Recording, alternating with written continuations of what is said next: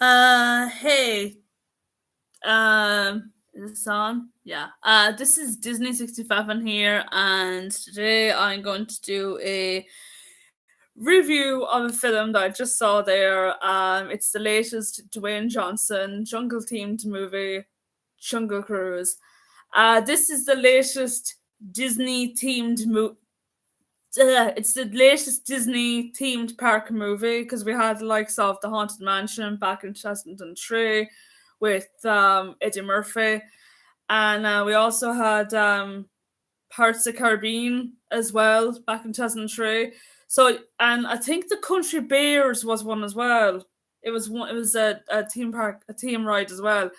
So anyway, this is the latest one, and this has Dwayne Johnson and Emily Blunt and Jack Whitehall, and tells a story about this biotist called is it biotist? Yeah, called Lily Hockton, played by Emily Blunt, who teams up with her brother, played by Jack Whitehall, and they go to South America and they meet this skipper, played by Dwayne Johnson, who is looking to find this mysterious tree that has magical powers. I get to that in the spoiler review, and it's my spoiler free, so you're in luck. There's no spoilers in this part, but there will be when I say spoilers later on. So yeah, will they? Won't they get the tree? You have to find out. Before I go into spoilers, I actually enjoyed this movie. It's the best film of all time. No, it's not. I think what drew me in was Dwayne Johnson. I always liked the guy. I saw him in Jumanji, the Welcome to the Jungle, and the other one, the next level. The game plan, saw him in that. Saw him in Tooth Fairy, which was so bad, but he was enjoyable in that movie. Moana, he was good in Moana as well. Himself and Emily Blunt had good chemistry. They kind of reminded me. Do you know what? They kind of reminded me of Kathleen Turner and Michael Douglas in Romance the Stone. Parts of this movie kind of did remind me of that movie, mixing in with Parts of the Caribbean. But I'll get to that, like I said, later in the review, the spoiler review. And yeah, Jesse Pelham, he plays the villain in this movie. He's like a prince, Jockam. But yeah, overall, I give it a 6 out of 10. It's a decent film, and if you haven't seen it, it's on Disney Plus. You have to pay €22 to see it if you're from Ireland, or from America, it's like $30. I of course saw it for free.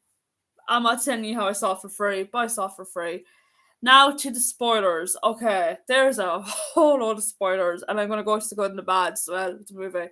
So spoilers. Okay. So there's this twist in this movie.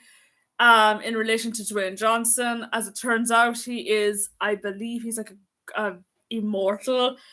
His real name is Francesco, and his brother, played by Edgar Ramirez, like died like decades and decades ago. So he's like Dwayne Johnson's character's over like what 400 years old. And when I seen that twist coming up, I was like, "Oh my god, you're serious!" I did not expect that twist at all. And of course, there's this flower that's on this tree. It's like a petal. It's kind of like Enchanted, Tangled with the magical sunflower. They have to get the last petal, or if they don't get the last petal, like Dwayne Johnson's character will turn into rock. I believe he turns into rock, which he does. By the way, he gets petrified, kind of like Elsa and Anna from Frozen. That's probably not that. And Emily Blunt's character sort of falls for him. Um, I guess it's because of his whole mannerisms and his charisma, because he is a very charismatic man. He is. Jack Whitehall. The very minute he opened up his gob, I knew straight away he was gay in this movie because he's flamboyant, the way he walks, like especially the way he walks. Like I say, he's flamboyant as well. I knew he was gay all along in this movie. I also thought that Paul Giamatti was the bad guy, but he's not the bad guy at all. It was Jesse Peelums. He's like a prince, like I said in the spoiler free review. And what else? Yeah, a lot of people say that this movie's like The Mummy. I kind of seen more of Pirates of the Caribbean, Romance in the Stone, Indiana Jones. What else? I think that was it. I think that's the movies I came up with when I seen this movie. Yeah, it takes a while to get in it because when you watch the first half hour, you're like, this is going, oh god, this is going to be such a crap film. Because my mum saw half of it, she thought it was crap, and she went to bed. She said to me it was rubbish. I, of course, sat through the whole thing, and I actually thoroughly enjoyed it. The more as it got on, I actually enjoyed it more.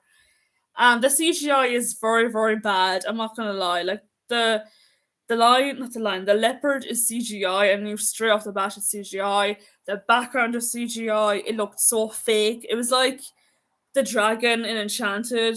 The leopard was like, because the I forgot to mention in my review of Enchanted that the CGI and that was not was not good either.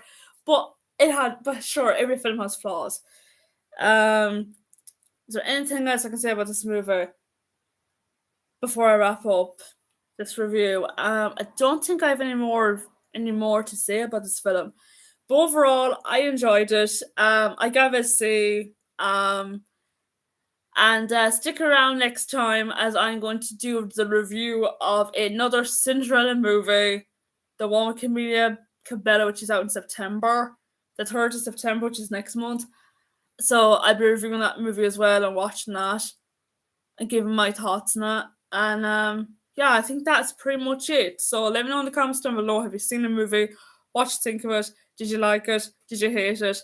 And until next time, take care.